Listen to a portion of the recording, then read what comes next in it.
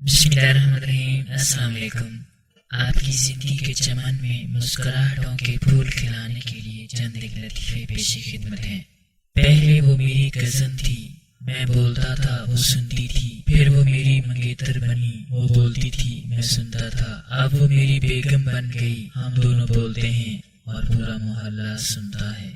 शोहर अपनी बेगम आंख लगा तो दरवाजे तक खड़ी है कि 2 घंटे किस नाल गल्लां करदी रही। दरअसल वो मेरी सहेली आई, उस बेचारी को इतना टाइम नहीं कि अंदर आके मेरे नाल गल करती।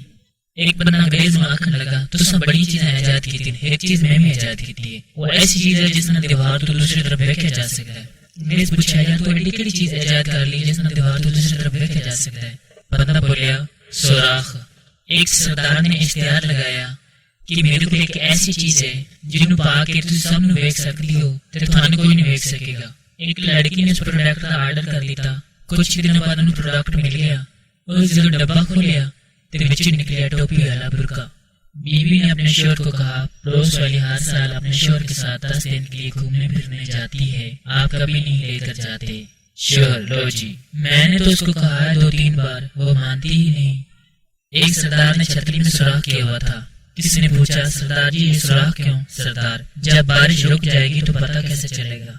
यकीनन आपकी खुशियों के चमन में बाहर आई होगी। अल्लाह करीम आपको यूं ही शादो आबाद रखे और पूरे आलमी इस्लाम को भी। अगर दिल कहे तो फॉलो या सब्सक्राइब कर दें। वीडियो देखने का शुक्रिया। अल्लाह हाफिज।